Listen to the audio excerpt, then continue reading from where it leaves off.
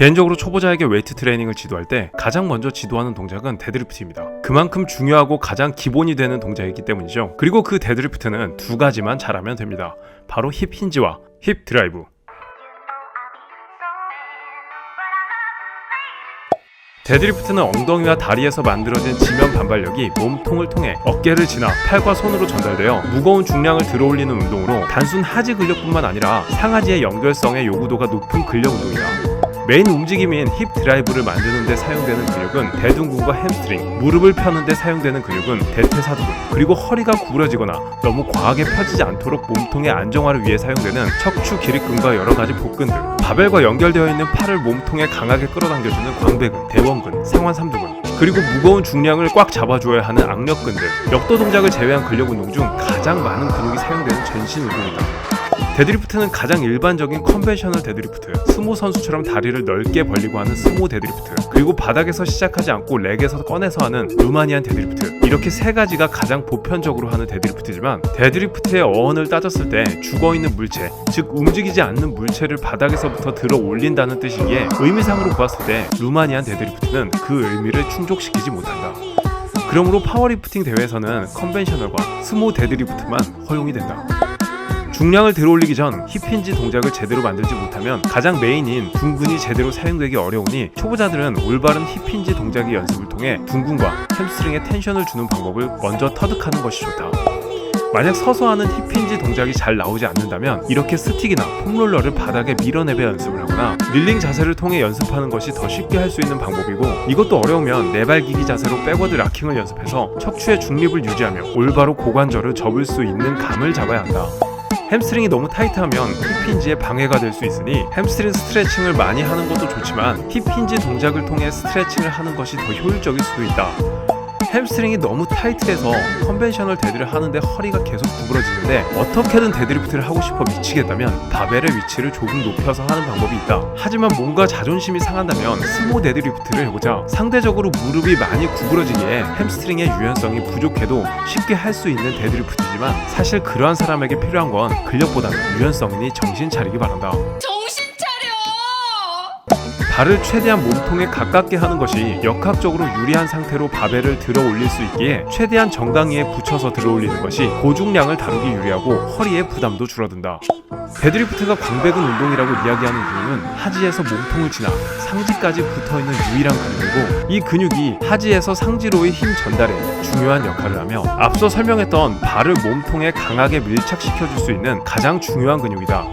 광배근의 개입이 잘 되지 않는다면 이렇게 밴드를 바에 걸어서 바가 앞으로 딸려가지 않도록 잡아주며 데드리프트를 해보면 광배근의 강력한 개입을 느끼게 될 것이다. 스쿼트, 벤치프레스와 같은 운동은 운동의 시작이 내려가는 것부터 진행되기에 근육의 탄성 에너지가 저장이 되어 하강과 상승의 전환점에 신장 반사가 발생되지만, 데드리프트는 바닥에 있는 바벨을 들어 올려야 하기에 신장 반사의 도움을 받지 않고 순수 생 근력으로 들어 올리게 된다. 물론 이러한 스킬을 통해 신장 반사를 발생시켜 고중량을 들어 올리기도 한다. 들어 올리기 직전 발바닥의 삼각대가 바닥에 꾹 눌리는 것과 햄스트링과 둔근의 텐션, 팔이 완전히 신장되어 팽팽해지는 것, 이 세 가지를 잘 느낀 상태에서 바벨을 들어 올려야 하지에서 상지까지의 힘 전달이 잘 이루어질 수 있고, 이것은 퍼포먼스뿐만 아니라 부상 예방에도 중요하다. 불과 10년 전만 해도 허리를 과하게 제끼면서 데드리프트를 하거나 탑 포지션에서 견갑골을 억지로 모아주어야 척추 기립근과 등 근육이 강화가 된다고 가르치는 트레이너가 많았지만, 이것은 척추 기립근의 강화가 아닌 척추 기립근의 긴장도만 올릴 뿐만 아니라 척추의 후관절을 아작내고 최종적으로는 퇴행성 디스크, 협착증으로 가는 지름길일 수도 있다. 데드리프트 바의 높이 기준은 20.5cm이기에 일반 휘트니스 센터에 있는 대중적인 원판은 데드리프트를 하기에 크기가 너무 작아 많은 유연성이 요구되고 허리 부상의 위험도가 높으니, 센터 관장님들은 우리 헬창님들을 위해 이러한 장비를 체육관에 구비해 주시면 괜찮을 것 같은데. 이 역시 광고가 아니다. 내돈내산이다. 스모 데드리프트는 스탠스를 넓게 잡기에 바벨을 들어올리는 거리가 짧아지고 바가 몸통과 더 가까워져 무거운 중량을 들어올리기 유리한 역학적인 이득이 생길 뿐만 아니라 다른 데드리프트에 비해 상체 각이 더 세워지므로 허리의 부담이 줄어들게 된다. 컨벤셔널 데드리프트는 고관절을 펴는 힘이 엉덩이와 햄스트링에서 사용되고 상체 각이 많이 기울어지기에 척추의 안정성의 요구도가 더 커지지만 스모 데드리프트는 고관절을 펴는 힘이 엉덩이와 내전근에서 사용되고 상체 각이 많이 세워지기에 척추의 안정성의 요구도가 작아지는 대신 하체에서 더 많은 힘이 사용되고 특히 대퇴사두근의 개입이 더 올라가게 된다. 척추를 구부린 상태로 데드리프트를 시행하는 선수들을 종종 보게 되는데 이것은 상체각을 더 세우면 무게중심이 뒤로 쏠리지만 흉추를 구부려 그것을 상쇄시킬 수 있고 그로 인해 하체의 개입을 더 올릴 수 있으며 몸통과 바벨의 거리를 더 가깝게 만들어 모멘트 암을 줄이고 시행할 수 있는 방법으로 언뜻 보면 허리에 엄청 위험해 보일 수 있지만 요추를 구부리는 게 아닌 흉추를 구부리는 스킬이라 나름 안전하다고 말은 하겠지만 어려운 기술이니 정말 제대로 배워서 할 게 아니라면 절대 권하고 싶지는 않다. 얼터네이티드 그립을 잡으면 양쪽 그립의 방향이 달라져 손 안에서 바가 회전되는 것을 막아둔다. 즉 악력의 부담을 줄여준 상태로 데드리프트를 할 수 있기에 고중량을 다루기 더 좋지만 반대로 생각하면 악력을 더 발달시켜 줄 수 있는 기회가 줄어들게 되는 것이고 어깨에 비대칭이 많아질 수 있고 언더그립 쪽 이부분에 과한 스트레스를 줄 수 있다는 단점도 있다.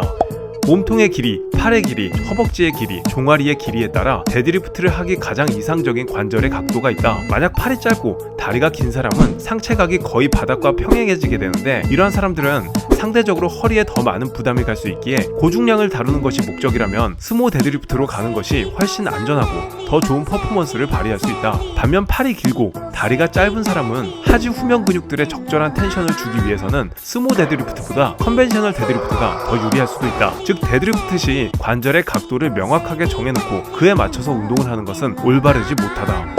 루마니안 데드리프트는 루마니안 출신의 역도 선수인 니쿠 블라드가 발을 렉에서 꺼내어 바닥에 닿지 않는 범위에서 반복하는 독특한 데드리프트 동작을 미국 선수들이 보고 지어준 이름이다.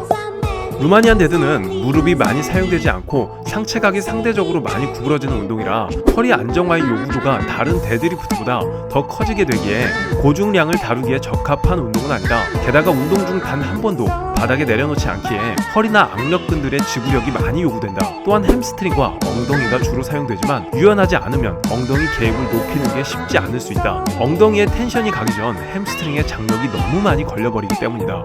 루마니안 데드는 다른 데드리프트와 확연히 다른 것은 햄스트링에서 신장 반사가 일어난다는 것이다. 기능성 트레이닝 전문가들은 데드리프트로 너무 고중량을 다루는 것보다 어느 정도 근력이 확보되면 안정적인 자세로 한 다리 데드리프트에 도전할 것을 권장한다. 한 다리를 들게 되면 우리 몸은 불안정해지고 그 불안정을 컨트롤하면서 데드리프트를 하는 것은 관절 근처의 미세한 조절을 담당하는 작은 근육들과 코어 근육들이 운동을 하는 내내 개입되기 때문이다. 물론 양다리 데드리프트가 완벽하게 이루어진 후 진행을 해야 한다. 데드리프트의 가장 선행 조건은 횡격막 호흡을 통해 복압을 올려 척추의 안정화를 시키는 것이다. 다른 운동에서도 마찬가지지만 특히 데드리프트는 척추 안정성의 요구도가 굉장히 큰 운동이라 자칫하면 허리에 많은 문제를 야기시킬 수 있기 때문이다. 트랩바를 이용한 데드리프트는 발과 무릎의 경로를 방해하지 않기에 더 자연스러운 움직임으로 데드리프트를 할 수 있고 마이클 보일 코치는 이러한 자연스러운 움직임이 나오는 데드리프트를 선수들에게 더 추천하였다. 데드리프트에서 나오는 힙힌지와 힙드라이브 움직임은 요통이 있는 사람들이 꼭 마스터해야 할 움직임이다. 중량을 들어올리는 것을 떠나 이러한 움직임을 통해 허리 안정성과 올바른 고관절 움직임을 통해 엉덩이 근육을 살려줄 필요가 있다. 또한 이 움직임이 만들어지면 어느 정도의 중량도 다룰 수 있도록 하는 것이 좋다. 즉 파워리프팅 운동으로서가 아닌 다양한 사람들에게 필요한 운동이다. 데드리프트를 통해 힙업을 하고 싶다면 둥근의 자극을 최대화시킬 줄 알아야 하고 가장 중요한 것은 완벽한 힙힌지를 만드는 것이다. 스쿼트보다 데드리프트를 먼저 배우는 것이 무릎보다 고관절, 즉 대퇴사두근보다 엉덩이 근육에 더 중점을 두는 움직임을 배울 수 있다. 물론 때에 따라서 허리가 너무 불편하거나 햄스트링이 너무 타이트한 사람은 스쿼트가 오히려 더 쉬울 것이다. 보디빌더들이 루마니안 데드리프트를 많이 하는 이유는 광배근의 훈련을 위해서인데 다른 데드리프트에 비해 상대적으로 가동 범위가 짧아 하지의 개입이 줄어들고 결국 하지의 도움이 최소화된 상태에서 광배근의 개입을 더 올려야 하기 때문이다. 루마니안 데드리프트는 허리의 지구력이 너무 많이 요구되어 허리 과긴장이 생길 수 있으니 그러한 단점을 줄일 수 있는 렉풀을 추천한다. 이상 데드리프트에 관한 30가지 이야기였습니다. 고중량을 다루기 쉬운 운동일수록 그 욕심으로 인해 부상으로 가는 경우가 많으니 올바른 자세를 통해 항상 부상 없이 운동하시길 바랍니다.